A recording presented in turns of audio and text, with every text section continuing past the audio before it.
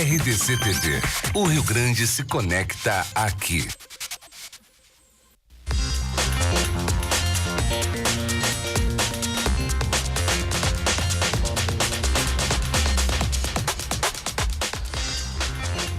Muito bom dia, meio-dia, 1 minuto, temperatura 28 graus em Porto Alegre. O Rio Grande em movimento está começando para todas as 27 cidades onde temos a cobertura da NET, né? A NET você pode pegar ali, você está aí no 524, ótimo. Aí é a qualidade total, né? E as outras pessoas que você vai nos indicando vão os captar pelo Twitter, pelo YouTube também, Chiclé. Pelo Facebook, facebook.com/RDC TV Digital. Aqui, o Rio Grande se conecta aqui. Então, vamos hoje falar, porque hoje é o dia do comerciário, nós vamos falar sobre as perspectivas do comércio com o novo governo do estado. Aliás, eu quero falar uma coisa. O Eduardo Leite já está indo procurar o Sartori para manter a alíquota de ICMS, que foi extremamente criticada para mais 2 anos. É manter, não é baixar, né? Eu tô falando. Manter a atual alíquota, que ela dura até o dia 31 aí, e ela já estaria expirando. Então, mas aí eu não estou entendendo. Toda aquela crítica, diz que não, que era um estado pesado com imposto alto, vai continuar? Mais 2 anos nós pagando ICMS. Foi isso que mandou muitas empresas embora do Rio Grande do Sul, mas enfim. Depois vamos falar sobre isso. E também as verdades da bola. Solta a vinheta aí, Chiclete. Ribeiro Neto está na área. Ribeiro Neto e as verdades da bola. Oferecimento Trilegal. Sua vida muito mais Trilegal. Tudo normal nas coisas. É crítica daqui. Normal, eu tô assim, olha só, cara. Olha o jeito que eu tô, olha as verdades aqui, olha o jeito que eu tô, cara. Não confia no Grêmio? Não é questão de confiança, é questão de respeito ao adversário. É questão de saber que para garantir a vaga é outro jogo e não pode dar mole.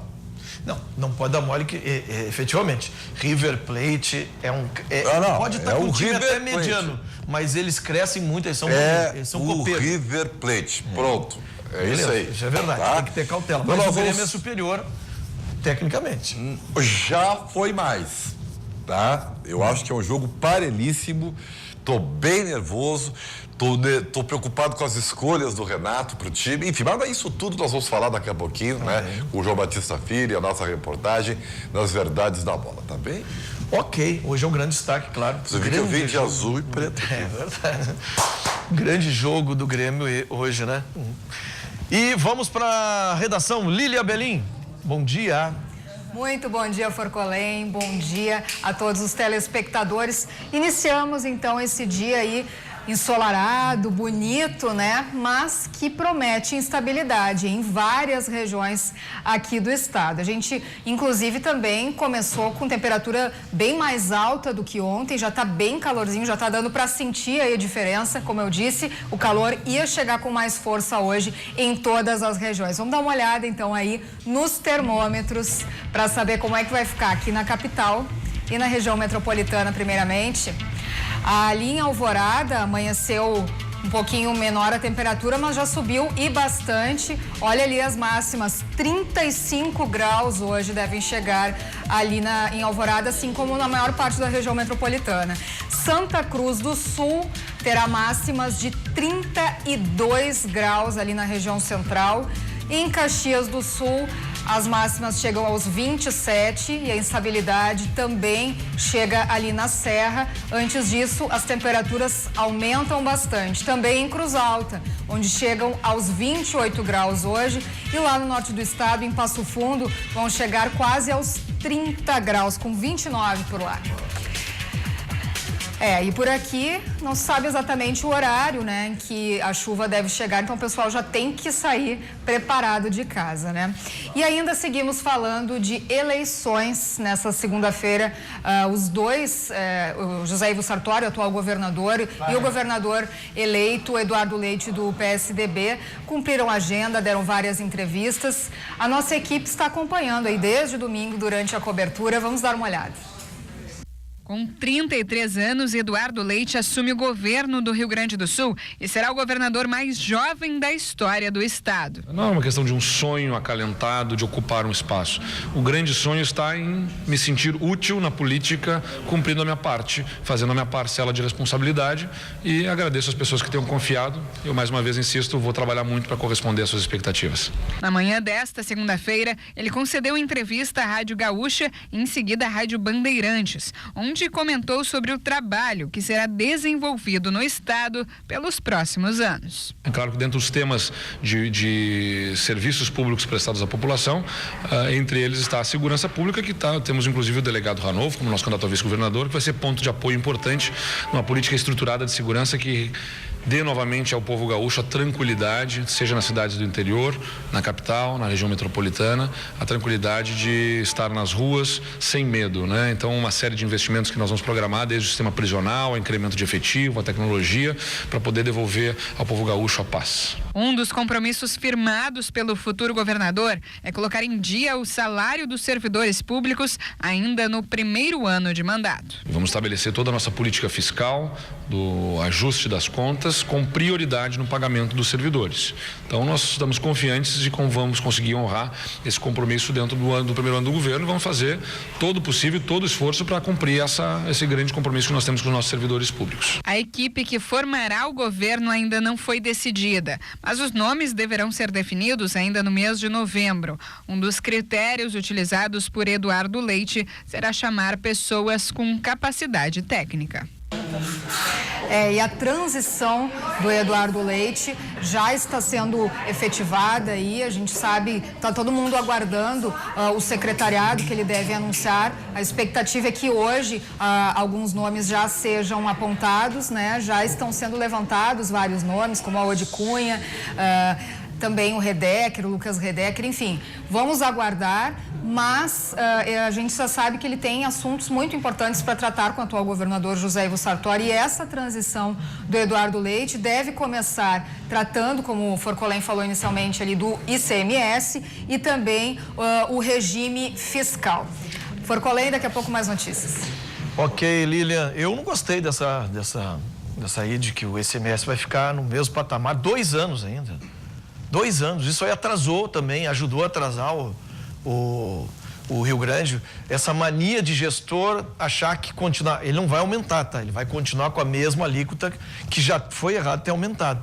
Essa mania de gestor buscar no bolso da gente, a gente pagar as contas das más gestões. Não é assim, gente. Brincadeira. E isso afasta investimento de empresários. Olha Santa Catarina bombando ali, o ICMS deles é menor que o nosso. Já começa no asfalto de Santa Catarina. Quando você sai de Torres assim, já vai entrando em Santa Catarina, é outra coisa. Então, pelo amor de Deus, né? A gente tem que evoluir nesses processos aí. Brincadeira. Bom, nós vamos agora para um espaço comercial e já voltamos com entrevistas e mais notícias. Fica aí.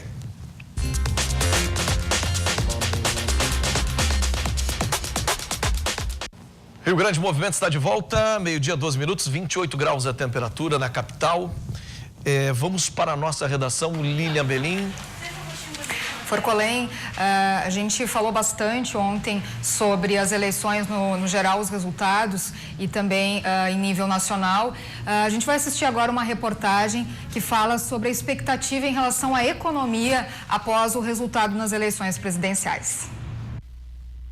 Após a vitória com 55,13% dos votos, Jair Bolsonaro, do PSL, fez uma live, ainda na noite de domingo, agradecendo o apoio de seus eleitores. Bolsonaro também adiantou que a nomeação dos cargos será muito importante daqui em diante, para atender às principais necessidades do país. Queremos sim botar gente competente nos ministérios, de modo que eles possam atender às necessidades da população e não de agremiações político-partidárias, como foi feito ao longo dos últimos anos. Um dos nomes já mencionados por Bolsonaro para assumir o Ministério da Fazenda é o do economista Paulo Guedes. Nesta segunda-feira, o provável ministro da Fazenda declarou que o foco do programa de governo é o controle dos gastos públicos. Também disse que será necessário uma reforma da Previdência, a aceleração das privatizações e uma reforma da máquina pública. Liberal do ponto de vista da economia, que não vem a mostrar nenhuma ruptura propriamente com as políticas que vinham sendo adotadas pelo Banco Central. Há até uma expectativa que pelo menos parte da equipe do Banco Central possa vir a ser mantida. Inclusive se cogita se ele vem a aceitar o Ilan na manutenção da presidência do Banco Central, que seria espetacular para o nosso país, e nesse sentido, inclusive, o Paulo Guedes sinaliza com a consagração da independência do Banco Central, que seria fantástico, já é algo que há muito tempo se vem discutindo. Este especialista explica que com o início da onda antipetista, a curto prazo, a Bolsa de Valores subiu e o dólar caiu, mas o cenário econômico acordou diferente nesta segunda-feira. A moeda fechou com uma alta de R$ 3,72. Somado a isso, a Ibovespa caiu 1,35%. Ao longo do dia tivemos uma reversão e até uma queda considerável hoje na Bolsa. Algumas ações, algumas bastante significativas, como é o caso da Petrobras, caindo bastante. Por quê? Não porque o cenário agora está negativo ou pior do que estava antes, pelo contrário, se confirmou uma expectativa que já se tinha, ou seja, já estava precificado, e aqueles então que conseguiram ganhar, ou boa parte daqueles que conseguiram ter ganhos na Bolsa nesses últimos dias, especialmente semanas, estão fazendo aquilo que nós chamamos de realização de lucros. Mas a longo prazo, a euforia do período eleitoral deve se equilibrar, e a busca incessante de uma economia sem oscilações drásticas continua. Estamos muito longe disso, mas o cenário é positivo. Forcolém, mais uma informação rapidinho aqui, vai faltar água hoje nas zonas leste e norte da capital, em vários bairros, já desde o início da manhã já iniciou uma obra ali na Cristiano Fischer, uma obra do DEMAI, então serão atingidos os bairros Jardim Carvalho, Aparício Borges, Vila João Pessoa, Vila São José e parte dos bairros Bom Jesus, Jardim Sabará, Lomba do Pinheiro e Partenon. O trabalho deve durar cerca de 12 horas, então a previsão é que a normalização total ocorra entre essa noite e amanhã. Forcolém. Pois é, e a declaração do Bolsonaro ontem, dizendo que vai fazer um governo para todos, foi maravilhosa. Eu acho que é isso aí mesmo. Acabou essa divisão. Ele vai ser o presidente tanto dos eleitos quanto, aliás, todos que os votaram e que não votaram. E tem que ser mesmo, não tem que ter ódio de Nordeste nenhum, somos todos brasileiros. Tem que fazer as obras que eles precisam, porque essa gente também ela é muito massa de manobra por ter uma situação muito ruim. Tem que ir lá e fazer o que tem que fazer, e fazer em todos os estados também, dentro do possível, obviamente. Mas ele acabou de tuitar no Twitter dele, Jair Bolsonaro, presidente eleito, dizendo o seguinte: nossa campanha custou cerca de 1,5 milhão, menos que a metade do que foi arrecadado com doações individuais. Pretendo doar o restante para a Santa Casa de Juiz de Fora, onde nasci novamente. Acredito que aqueles que em mim confiaram estarão de acordo. Muito obrigado a todos. Esse é Jair Bolsonaro. Quando não tinha aquele pão, né, com leite moça lá, e mais o café preto, é um cara se mostrou um cara extremamente simples, deu um pau na folha. Aí o que eu quero dizer é o seguinte: eu 29 anos de comunicação, eu aprendi que a gente tem que fazer jornalismo honesto para todos. Eu não tenho direito de chegar aqui e ter coisas diretas com alguém pessoalmente ou politicamente. Eu não tenho esse direito. Aqui eu tenho que ser comunicador. No meu Twitter, no meu Face é outra coisa. Aqui eu tenho que ser comunicador e falar para todos. E falar a verdade. Ouvindo sempre os dois lados. Aquela máxima que a gente aprende, né, dentro do jornalismo. Mas o jornalismo canalha tem que cair, tem que acabar. Assim como a política canalha tem que acabar, o jornalismo canalha tem que acabar. Nós temos que ser jornalistas, reportar. E eu sou um jornalista de comentário, faço o meu comentário, agora tem que ser honesto, tem que ser dentro da verdade. Dito isso, vamos para a nossa primeira entrevista de hoje aqui. Estou recebendo a Elisângela Hesse, assessora jurídica da FAMURS. FAMURS, tudo bem? Tudo bem. Bom dia, seja bem-vinda. Bom dia. Tudo bem? Bom dia, tudo bem. Bom dia a FAMURS a todos. está comemorando a decisão do Tribunal Regional Federal da 4ª Região a favor dos municípios, ela que é a Federação dos Municípios do Rio Grande do Sul, né? Isso. Sobre a retenção do imposto de renda. Você pode nos explicar o que isso significa? Bom, Forcolém, a princípio isso significa, mesmo que ainda não seja uma decisão final, né? É uma decisão que a gente tem no âmbito do TRF4, que ainda pode ter uma reversão ou então a manutenção perante o STF, significa dizer que os municípios poderão reter, né, esses impostos e manter nos cofres dos seus entes municipais cerca de 40 milhões de reais por ano. Um levantamento feito pela FAMURS ainda em 2015, antes da Receita Federal alterar um entendimento, né, que tínhamos dessa repartição dessa receita tributária entre União, municípios e estados, que consta, inclusive, do artigo 158 da nossa Constituição Federal. Então, juridicamente, também significa um respeito ao nosso ordenamento constitucional, que prevê que pertence aos municípios o produto, né, dessa retenção do imposto de renda nos pagamentos feitos a pessoas físicas, jurídicas, enfim, de prestadores de serviços pelas prefeituras. Que bom, né? Quantos anos durou essa ação? Bom, essa ação, que é um incidente de resolução de demandas repetitivas, que agora tivemos vitória de 11 votos a 1, né? Provimento em favor dos municípios de 11 votos dos desembargadores a 1, lá na Corte Especial TRF4, ela tramitou cerca de 1 ano e meio. Mas as ações judiciais dos municípios, que elas são todas autônomas, né? Todas autônomas. A gente tem no Rio Grande do Sul cerca de 92 municípios que ingressaram com essas ações. Essas ações já ingressaram na Justiça Federal desde maio de 2016. Então, vieram tendo uma repercussão, um aumento cada vez maior. A FAMURS fomentou muito isso, né? Quando saiu essa instrução normativa da Receita Federal em 2015, alterando esse entendimento, a FAMURS fomentou, inclusive criamos um grupo de trabalho e orientamos os municípios a ingressarem com as ações. E muito forte nisso, né? Na quantidade de ações que entraram no âmbito do Tribunal da Justiça Federal aqui no estado do Rio Grande do Sul, é que o juiz do processo que tramitava em Novo Hamburgo de Sapiranga, processo do município de Sapiranga, ele suscitou então esse incidente que visa basicamente uniformizar a decisão, tendo em vista a insegurança jurídica que tínhamos, claro, com decisões favoráveis e outras contrárias. Sim.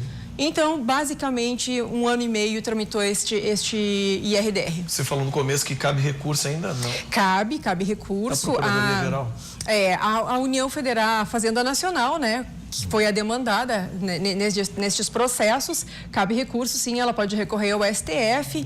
Inclusive, o STF já havia dado, através da ministra Carmen Lúcia, um efeito suspensivo de âmbito nacional, o primeiro efeito suspensivo de um incidente de resolução de demandas repetitivas a âmbito nacional, ou seja, todos os processos dos municípios que tramitavam nas justiças federais do Brasil estavam suspensos até essa decisão. Traduzindo por telespectador, isso é mais dinheiro para o município. Sim, exatamente. É dinheiro que fica no município. Isso seria um prenúncio, obviamente que nada tem a ver com essas ações judiciais, mas seria um prenúncio, porque depende da política, o que eu vou dizer, mas seria um prenúncio de que pode daqui a pouco entrar uma reforma do Pacto Federativo e o município ser o mais importante dentro dessa... Porque hoje nós temos para o telespectador entender, o Pacto Federativo é a federação, estado e município. Exato. Tudo vai para a federação e depois ela devolve aos pingados. Isso, né?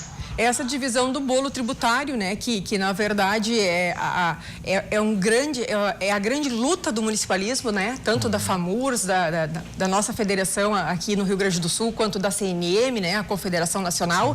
É uma luta eterna, né, porque tu vês... A FAMURS é a favor do novo Pacto Federativo? Sim, a favor e a divisão equânime, né, do bolo tributário, porque temos aí... a União com 58, os municípios com 25 e o Estado com 25 e os municípios com 17. Então, quer dizer, a nossa é onde onde tudo acontece, onde a vida acontece. Onde se cobra tudo. Exatamente, temos uma divisão. O Pacto Federativo Americano é 73 para o município, né? E o restante repartido entre a União e o Estado. Exato. Só que aí tem que acontecer uma outra reforma, que é o enxugamento da máquina federativa, né? Que é grande, gigante e cara. Né? Com certeza. Nós gastamos aí entre Câmara Federal e Senado quase 3 bilhões ao ano. Isso é absurdo. Isso aí poderia estar sendo jogado em infraestrutura, saúde e tudo mais. Mas, enfim, coisa boa, né? Vamos comemorar. Vamos comemorar. Um pouquinho melhor. Com certeza. Na sua saúde, na sua infraestrutura. Muito obrigado, Elisângela Resse, assessora jurídica da FAMUR. Seja sempre bem-vinda. Muito obrigada. Um abraço para você. Obrigada a todos. E nós vamos para o intervalo comercial. E na volta, as verdades da bola. Ele está ansioso, ele está elétrico. Hoje é o grande jogo do Grêmio, né, contra o River Plate. Depois dos comerciais, Ribeiro Neto.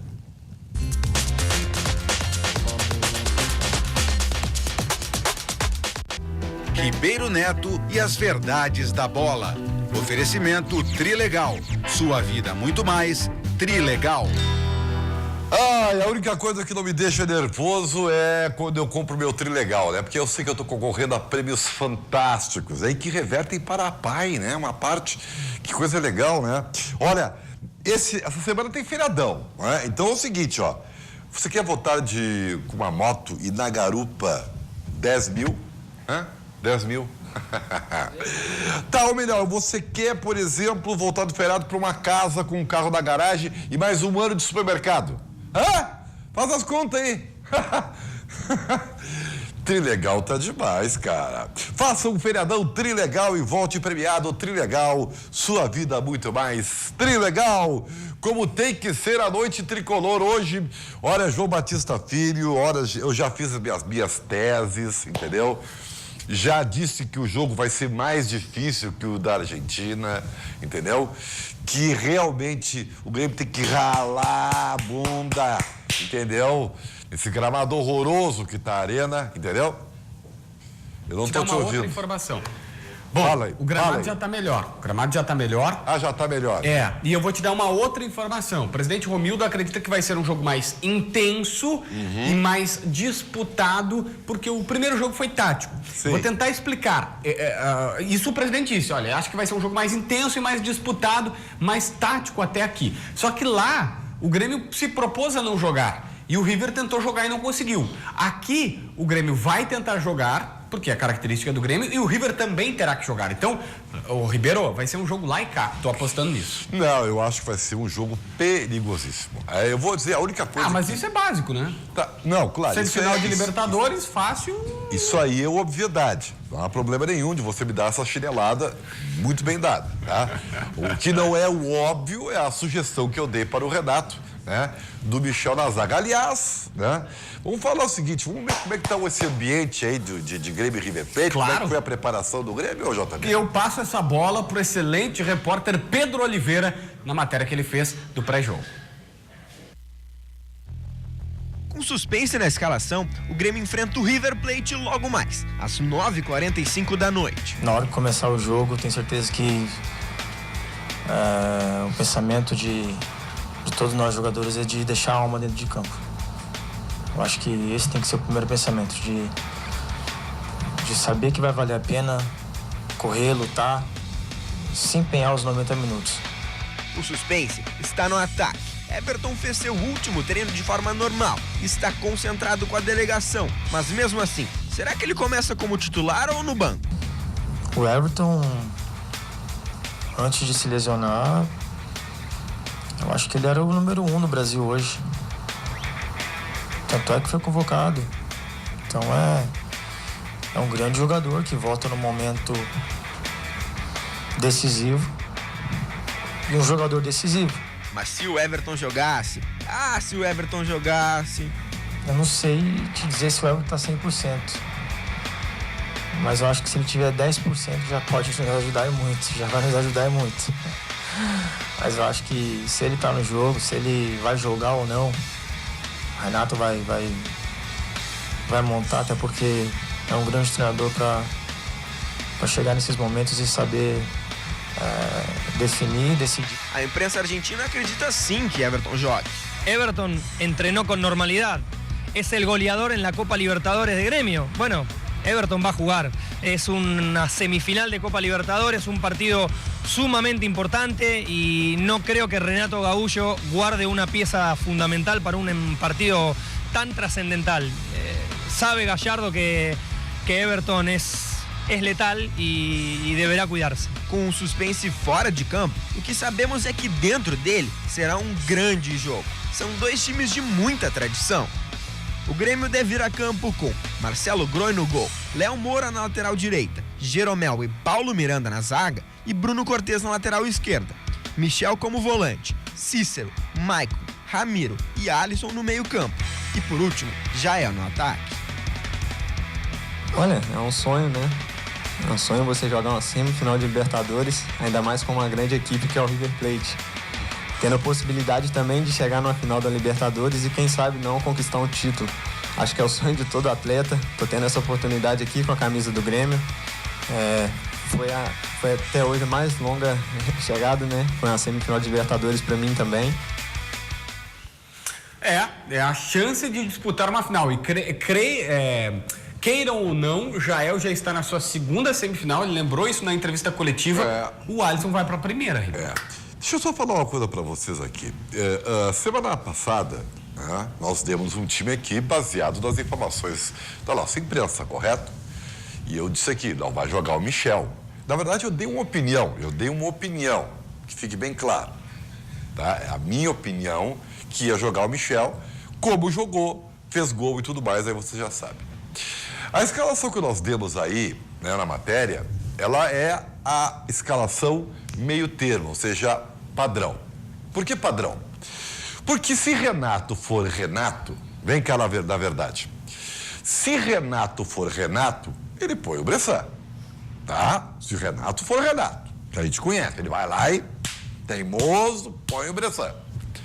Se Renato, vamos dizer assim, dividiu essa decisão com a sua comissão técnica, com o presidente Bolzan e coisa e tal, aí é essa escalação aí, uma escalação padrão, né? Põe o Paulo Miranda, mesmo que prejudique o Jeromel, né? Prejudique as características do Jeromel, mas de qualquer maneira é o padrão. Seria assim para ninguém ficar assustado com o Bressan e ninguém ficar surpreso com alguma coisa. Aí é que está. Se ele decidir por a ideia desse maluco aqui, entendeu? Maluco beleza, né? Ele botaria o Michel na zaga. Vou insistir até o fim disso aí. Por quê? Eu vou explicar, JB.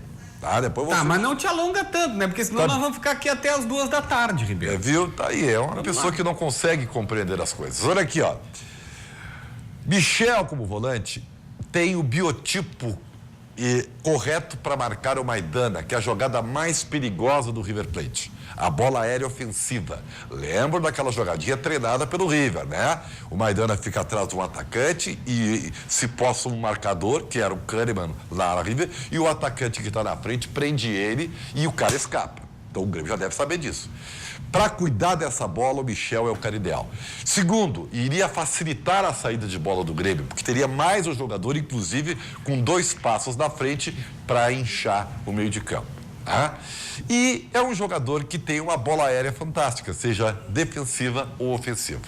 E para finalizar, é perna esquerda. E aí abriria a vaga para quem tem que jogar. É isso que eu quero dizer. Se o Everton pode jogar, ele tem que jogar. Porque não vai ter final se não passar pelo River hoje, João Batista Filho. Olha só, Ribeiro, e o River não vai ficar na defesa. Pelo menos é o que a gente tem de informação dos repórteres argentinos. O Marcelo Gallardo ainda não oficializou o time, aliás, ele está suspenso, a Conmebol suspendeu ele por uma partida, não fica no banco de reservas hoje, vai comandar de uma das cabines e a provável escalação do River Plate está entrando aí na sua tela porque tem mudança. Uma principal, tá? O Juan Quintero, que é um ótimo jogador, um colombiano, um cara que passa, distribui bem a bola, que é mais cadenciador, deve estar de saída. Para entrar o Nacho Fernandes. tá? O 26, ele entra mais como um ponta pela direita. E tem uma outra situação importante. O Lucas Prato na vaga do Escoco. Claro. Eu fui pegar, o Escoco tem 1,72, o Lucas Prato 1,87. São 15 centímetros de diferença. Isso na bola aérea faz muita diferença. Claro. Ou seja, Ribeiro, as duas principais novidades desse time. Primeiro, que joga só com volante. Segundo, que tiraria um meia passador para colocar um meia mais veloz, mais meia atacante. E terceiro, que teria um centroavante para disputar a bola de cabeça lá na frente. E aí incomodaria muito mais o Jeromel e possivelmente o Paulo Miranda. E tá aí uma situação que é muito bem lembrada e que vai me permitir só sublinhar a ideia que eu dei para Renato. Alô, Renato! Para que os laterais do Grêmio, que eu acho que vai acontecer, jogarem mais posicionados, exatamente pelo sistema que o JB falou, vai jogar Gomes, por causa da bola aérea defensiva, porque é mais forte, é mais jovem e porque joga mais posicionado. Então joga Gomes, né? E o próprio Cortez, né, só vai ir na boa. E aí, para o Grêmio não ter prejuízo de chegada pelos flancos, ele jogaria com o Alisson numa ponta e Everton na outra. Mas, ó, eu vou deixar claro aqui um esclarecimento, vou fazer um editorial aqui, Ribeiro. Essa é a escalação que o Ribeiro Neto quer. Sim. A partir de agora, a gente vai rodar na sua tela a escalação mais provável mediante todas as informações que a gente vai colhendo da reportagem. Tá aí na tela, Marcelo Groi, o Léo Moura, segundo o Renato, é quem joga em casa, Jeromel, Paulo Miranda, que foi poupado no final de semana para ser titular, e Cortez. Aí Michel e Maicon, os dois volantes, Ramiro na ponta direita, Cícero, o cara mais organizador do jogo, e o Alisson na ponta esquerda, porque o Everton voltou agora e ontem o Alisson foi para a entrevista coletiva e estava com cara de quem ia para o jogo. No ataque, o Jael, que disse na sua entrevista coletiva, não está nem conversando no WhatsApp com a esposa para não desfocar, Ribeiro Neto. A minha preocupação é o seguinte, essa escalação aí, tirando o Kahneman pelo Paulo Miranda, é a mesma de Buenos Aires. Gente, o jogo é outro tipo de jogo, tá? Então eu me preocupo com essa escalação. Não pense que vai ser aquela arrabe que o Grêmio conseguiu. O Grêmio vai ter que sair jogando, vai ter que perigar o adversário. Lá na Argentina, o Grêmio optou estrategicamente para jogar por uma bola. E conseguiu. Mas não pode ficar só esperando o River Plate, senão vai acontecer que nem aconteceu na Copa do Brasil com o Flamengo, e aí vocês viram aquele drama lá, tá dito, tá? Alô, Renato, tá dito. Ô, Ribeiro, pra gente fechar de Internacional, tem o Inter também, né? O Inter tá treinando para pegar o Atlético Paranaense no próximo domingo. O Atlético não sabe o que é vencer fora de casa. O Inter no Beira-Rio está invicto, são dois opostos. Nós temos até uma matéria sendo confeccionada para o Dois Toques hoje à noite, que claro, vai tratar do jogo do Grêmio, mas também do Internacional sobre esse assunto. O repórter Giovanni de Oliveira está trabalhando aqui nos bastidores. Mas o que eu posso te dizer, o Odair, a tendência, ele ainda não colocou o time, é que tenha tanto Potker quanto o Leandro Damião para o final de semana e que deva colocar no meio-campo duas alternativas interessantes, tá? Isso não está confirmado, mas Gabriel Dias como primeiro volante e Zeca na vaga do Edenilson, é o cara mais próximo, mas repito, isso ainda não está certo, não. No Grenal aqui da Arena, o Zeca jogou assim. E deu certo. É verdade. Tá bem. Tá bom, obrigado, JB. Aquele abraço. Só quero um último lembrete, tá? Pro Renato ou seus asseclas aí, tá? Guardar o Everton pra final, primeiro tem que ter a final, né? Não adianta guardar o Everton se não houver final. E para ter final, o Grêmio precisa que o Everton jogue. Simples assim. Tá bem? Você fica aí depois do intervalo com o Forcolém, o Rio Grande Movimento, na sequência, Rogério Amaral virando o jogo, e a gente volta no Jornal da Noite. Acho que eu nem sei se eu vou ter Jornal da Noite, acho que vou estar tão concentrado no jogo do Grêmio, né? Depois eu vou discutir com a produção. Beijo, tchau! Ribeiro Neto e as verdades da bola. Oferecimento Trilegal. Sua vida muito mais, Trilegal.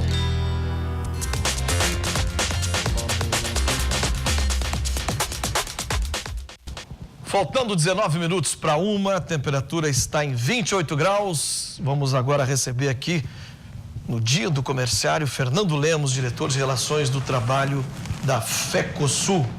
Hoje é o dia do comerciário, né? Estamos recebendo aí. E a FECOSUL é a Federação dos Empregados no Comércio de Bens e Serviços do Rio Grande do Sul. Bom dia. Seja bem-vindo. Muito obrigado pela acolhida. Qual é a expectativa do comércio com o resultado das eleições? Primeiro, as estaduais. Estaduais, acho que tu falava bem aqui no início do programa sobre a nossa preocupação sobre a questão do aumento da alíquota vai manter o que já está, né? Para nós é muito preocupante. No momento em que o Estado abocanha uma parte da renda, né, dos consumidores, isso deixa de movimentar a economia, deixa de ter, digamos assim, uma competitividade às nossas indústrias e o nosso comércio aqui no estado do Rio Grande do Sul. O que eu gosto de ver é campanha, né? Campanha é uma coisa assim medonha. E crítica daqui, crítica dali. Daqui a pouco, no outro dia, já está indo lá conversar com o governador atual para que mantenha mais 2 anos nessa. E tu sabe que o aumento de imposto ele incide, continua, né, na luz, continua no gás, no combustível. Claro. Isso tudo aumenta, né, o custo de produção das próprias empresas, do comércio, né? Sim. Isso para nós é preocupante, né? Outro assunto também que nos preocupa com relação ao nosso governo estadual é qual é a política que ele vai ter de valorização do piso regional, do salário mínimo regional, né? Nós tivemos no último reajuste promovido pelo governo Sartori, sequer a inflação trouxe, né, de recomposição do piso salarial. Isso influencia muito os trabalhadores que não têm organização no estado do Rio Grande do Sul, uma classe pequena, né? Nós estamos falando aí de R$1.300, R$1.400, né? Então nos preocupa também e a gente vai, né, assim que o governador tomar posse, junto com as demais entidades sindicais, conversar com o governador, já que o reajuste é em fevereiro, né? Mas eu te pergunto, já com essa pesada carga de impostos que o microempresário, o médio e o grande empresário tem, é viável nesse momento isso? Eu acho que sim, porque são valores que, se tu for ver em função do próprio valor que vai ser agregado, isso vai entrar no consumo, vai entrar na própria economia, né? Os trabalhadores não vão usar esse reajuste para especular no mercado financeiro. Eles vão justamente utilizar a parte de reajuste no consumo. Isso movimenta a economia, movimenta o comércio, né? Então, é uma cadeia, digamos, virtuosa, né? Assim como o próprio 13º, que injeta na economia agora, né? Um valor substancial e que aquece a economia, né? Enfim, traz bons resultados. Falando de salário, né? Do ponto de vista nacional, também acho que é importante a gente ver qual vai ser a política, né, de valorização do salário mínimo proposto pelo nosso presidente. A questão da reforma da Previdência é uma questão que diz diretamente a nós trabalhadores, né? Pelo que a gente tem visto aí, o sistema que está se oferecendo aqui não deu certo no Chile. Na verdade, é só a gente buscar o que está acontecendo no Chile, né? Porque é um sistema individual, não é um sistema nosso colaborativo, digamos assim, que quem está produzindo sustenta quem está aposentado, e nós temos aqui a contribuição não só do empregado, mas também da empresa e do governo. E no sistema que a gente está ouvindo com comparação ao Chile, né, só tem a contribuição do próprio empregado. No Chile, para te ter uma ideia, sequer as pessoas que estão se aposentando agora, né, conseguem chegar a um salário mínimo no Chile, né? Alto índice de suicídio do pessoal da terceira idade, do pessoal que está se aposentando também. Mas o Chile está de vento em popa, né? Um país que está muito bem na economia, na renda per capita. Tem essa contradição. As pessoas têm uma qualidade de vida lá que nos inveja. Tem essa contradição na questão da Previdência, não é modelo. Se tu olhar... Bom, eu vou respeitar a sua informação, mas eu não ouvi ainda eles compararem que vão fazer uma reforma em cima da do Chile. Espero que seja uma reforma bem ampla, né? E sim. Ela precisa, né, dessa reforma, enfim. Quais as principais atividades legais dos comerciários? Olha, os comerciários hoje eles deixam de ser simples vendedores, balconistas, né, para ser consultor de vendas, né, para orientar, né, o consumidor qual é o melhor produto, aquele produto que consome menos energia, produto que tem uma garantia maior, né? A questão ecológica, a questão do meio ambiente, né? Então, o consultor de vendas hoje tem esse papel, digamos assim, né, de instruir o consumidor, de fazer um consumo consciente, um consumo solidário, né? Nós temos não se vende mais produtos exclusivamente nas lojas, se vende serviços, né? Garantia estendida, são lojas que têm financiamento, então mudou muito, né? De 1932, quando deu origem ao Dia do Comerciário, né, dia 29 de outubro, quando 4.000 comerciários no Rio de Janeiro foram visitar o Catete, né, na época o Getúlio Vargas, presidente da República, né, pedindo, né, a redução da jornada de trabalho para 8 horas, na época eles trabalhavam 12 horas. No mesmo dia, o Getúlio Vargas publica um decreto estabelecendo 8 horas de trabalho para o comércio e um dia de folga. 8 horas na época, 1932, né, com um dia de repouso, né? Publicado no dia seguinte, no Diário Oficial, 30 de outubro, então se dá o dia 30 de outubro como dia do comerciário. Já em 2013, né, a então presidente Dilma Rousseff reconhece, né, e regulamenta a categoria, a profissão de comerciário, né, através de uma lei já em 2013. E aí nós temos jornada, nós temos o dia 30 de outubro como dia nacionalmente reconhecido como dia do comerciário. Existem muito ainda a avançar na questão. O que é ser um bom vendedor no comércio? Olha, é aquele que satisfaz, digamos assim, né, a expectativa do cliente, né, e também a expectativa de todo que vende, não empurra, né? Exatamente. É aquele cara que traz uma solução para o cliente, né? Não um problema. Né? Então, é realmente aquele cara que traz, aquela pessoa que traz... A gente vê no comércio, em lojas, né? Às vezes, o vendedor profissional... O vendedor profissional, que eu digo, é aquele cara que sabe fazer a leitura do cliente, sabe captar esse cliente, fidelizá-lo, e aquele cara que você vai querer ser atendido sempre, né? Aquela pessoa, aquela mulher, aquele homem que sabe vender muito bem e que não te empurra coisas, te soluciona alguns problemas ou te traz coisas boas ali. Mas tem aquele outro que cai de paraquedas porque perdeu o emprego não sei aonde, que não sei o que, acaba... E aquela pessoa é totalmente isolada. Você vê, às vezes, no time de vendedores, uma pessoa assim que você acha que precisa de cada vez mais treinamento para que a pessoa entenda o que está vendendo, qual é essa cumplicidade com o cliente? No ramo do comércio, nós temos o Serviço Nacional de Aprendizagem Comercial, que é o SENAC, né?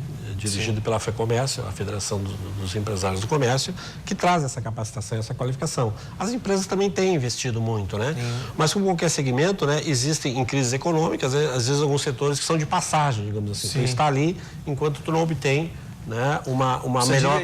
Isso acontece também nessas épocas de Natal, que eles contratam mais, aí dá aquela estourada. Porque nós temos uma época de desemprego, né? Por incrível que pareça, os dados que eu peguei agora do CAGED, né? O comércio, juntamente com o serviço, foi os dois setores da economia que mais geraram emprego no Rio Grande do Sul. O comércio em torno de 2.500 empregos de janeiro até setembro. Né? Depois foi o serviço. Quer dizer, a indústria está estagnada. A indústria, a agropecuária, tudo. Então o comércio, até mesmo pelo próprio momento agora de Natal, né? Começa a contratar. Agora começa a bombar. Começa a bombar, né? Então... E a indústria acho que está um pouco parada por falta de investimento, por essa crise jurídica, política que estamos vivendo, né? Que o empresário de fora, o investidor de fora não enxerga segurança no país para um investimento maior? Ainda mais no nosso estado, né? Que nós tivemos aí o parcelamento do salário, né, dos funcionários públicos, isso gera uma insegurança, né? E a pessoa não vai se endividar, não vai assumir compromisso, não vai comprar, né? O alto nível de desemprego também. Cidades como a gente tem lá uma repercussão maior, por exemplo, em Rio Grande, com o fechamento do polo naval. A gente tem uma crise instalada em Rio Grande, várias empresas fechando, o alto nível de desemprego. Né? Mas esse é o efeito dominó da Petrobras, né? Ainda sentido ainda, né? Mas nada... Mas temos muito mais que comemorar. Sim, certamente. Que qualquer outra coisa, né? Certamente, se evoluiu muito, né? De 1932 para cá. Né? E eu queria dizer assim, dar um abraço para você. Tem tantos amigos que trabalham em loja, em coisa. Vocês fazem um diferencial. Vocês vendedores, humanistas, vocês fazem o diferencial para a gente. Eu respeito muito quem está ali num dia de domingo, trabalhando, sustentando a sua família. E sempre disse isso no rádio, na televisão. Respeite a pessoa que está trabalhando e te servindo. Ela não é teu serviçal. Ela é a pessoa que pode te ajudar a fazer uma boa compra e tudo, né? Como também em todas as profissões tem um mau profissional. Sim. E você rechaça e vai procurar o bom profissional. Mas parabéns, que Deus ilumine muito a vida de todos vocês, que são os bons profissionais comerciais, que são a maioria, né, maciça, 99% das pessoas aí trabalham honestamente, vocês sustentam a família de vocês, e eu entro numa loja feliz, assim, saber que mínima compra que eu fizer, eu vou ajudar aquela pessoa até ganhar um pouquinho mais e e sustentar a sua família. Então a gente tem que comemorar e parabenizar vocês. O senhor é comerciário de... Sim, nós agradecemos a oportunidade da RDC TV aqui para nós homenagearmos também a todos os comerciários e as comerciárias dos 497 municípios do estado do Rio Grande do Sul. A nossa federação, ela tem o lema como a voz dos comerciários gaúchos. Então nós somos a voz, né, dos comerciários, dentro das reivindicações, das necessidades que a nossa classe trabalhadora exige, né, e bem, como tu bem falou, né, merece, né, ser valorizada. Com certeza. Parabéns a vocês, parabéns pelo seu dia. Obrigado. Então, seja bem-vindo aí. Vamos para a redação? A Lilian está pronta lá? Vamos ver o que tem mais de notícia aí. Forcolém, mais uma operação da Polícia Civil deflagrada hoje, dessa vez contra um golpe aplicado em idosos, o golpe da foto. A operação foi denominada 15 por 21 e a gente tem imagens aí, vamos ver como é que foi essa operação. Ela foi deflagrada aqui em Porto Alegre, 15 mandados de busca e apreensão em 6 empresas, um esquema conhecido como golpe do book fotográfico ou golpe do brinde. A delegacia do idoso, que estava responsável aí pela operação, juntamente com vários policiais, os estelionatários abordaram as vítimas, segundo a delegacia, no centro histórico e convenciam elas a entrarem nesses estúdios de fotografia. Quando a vítima não é convencida, eles prometem brindes. Essa é a maneira deles convencerem, geralmente mulheres idosas na faixa dos 70 anos e que estavam sozinhas. Esse era o perfil das vítimas. Dentro do estúdio, eles passavam maquiagem nas vítimas, faziam fotografias e muitas vezes a vítima acreditava mesmo. E depois disso vem a cobrança com valores muito altos, chegando até a R$4.500 de reais. Foram 33 vítimas lesadas até então, por enquanto que se tem a comunicação e que se conseguiu apurar pela investigação, foram lesadas em R$50.000. Esse valor cobrado depende da capacidade financeira da vítima, né? Segundo a delegada explicou, eles parcelavam em até 10 vezes, usando os cartões das idosas, e a vítima só se dava conta do golpe quando vinha a fatura, né? Então, segundo a polícia, a primeira ocorrência que se tem registro foi em agosto do ano passado, mas a partir de agora, atenção, se você souber de vítimas, comunique a Polícia Civil, a Delegacia do Idoso, entre em contato, procure ou pessoalmente, porque a polícia acredita que a partir de agora vão aparecer muito mais vítimas do que essas 33, Forcolém. E antes do teu comentário, também tem uma informação aqui para o pessoal que vai fazer o Enem. Tem um aulão gratuito, a 4ª edição do aulão gratuito da Prefeitura em parceria com o curso pré-vestibular. E também é ali no auditório Araújo Viana e também em parceria com um grupo de vestibulares, de pré-vestibulares aqui de Porto Alegre. Então, atenção para o pessoal que vai fazer o Enem. Vai ser na sexta-feira a aula, a partir da 1h30 da tarde, ali no auditório Araújo Viana. Tem que intensificar a revisão e é isso que vai ser feito ali na sexta-feira, antes do fim de semana de prova, que acontece agora já nesse domingo, dia 4. Então, sexta-feira, dia 2 de novembro, no auditório Araújo Viana, que fica na Avenida Oswaldo Aranha, 685, a partir da 1h30 da tarde. O pessoal tem que se inscrever pelo site, que é agenciaclio, tudo junto, .rdc.land, LAND/superaulenem, tudo junto. O pessoal, então, se inscreve por ali, depois são passadas instruções para o aluno fazer a troca do pré-cadastro pelo ingresso para o evento, mediante a doação de 1 quilo de feijão, preferencialmente. A gente se despede por aqui, Forcolém. Teu comentário sobre a operação aguardamos. Até amanhã. Obrigado, Lilian. Uma operação excelente da Polícia Civil. Nós temos que ficar cada vez mais ligados em qualquer golpe, né? Como tem golpista. Mas dá uma carteira de trabalho para um vagabundo desse para ver se ele vai trabalhar, né, o Toninho? Diz para ele que ele tem que acordar cedo, que ele tem que ser digno, que ele tem que trabalhar para sustentar a sua família. Parabéns à Polícia Civil, né? Fez um excelente trabalho e a gente tem que estar sempre ligado, gente. Não acreditar nas coisas que caem do céu, né? aquele papo leve, buscar informações, não importa a situação, com quem você está lidando. Delegado Eliomar, delegado regional da Serra aí de Gramado, ele comanda aí várias delegacias, entre elas de Parobé, Taquara, Rolante, Riozinho, e ele me mandou aqui que há pouco prenderam, ou durante o cumprimento de mandado de busca e apreensão da delegacia de Parobé, um homem foi preso em flagrante por tráfico de drogas, com porções de maconha, cocaína, dinheiro e um simulacro de pistola. Parabéns aí, viu? A Polícia Civil, a Brigada Militar sempre estão trabalhando de forma ininterrupta, né? E um corpo do homem foi encontrado à beira-mar de Cidreira hoje pela manhã, estava próximo à guarita 182. Suspeito inicial que tenha sido morto a tiros. Então, tá aí a última notícia de hoje. Eu vou ficando por aqui. Vem aí o Virando o Jogo com toda coisa, todo o caldeirão. O Grêmio hoje enfrenta o River com uma vantagem, mas é sempre bom respeitar, como disse o Ribeiro. Volto amanhã, meio-dia. Obrigado pela audiência. Até lá.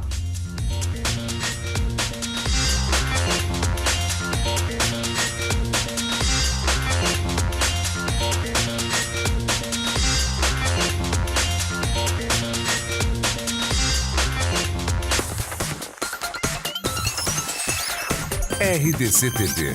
O Rio Grande se conecta aqui.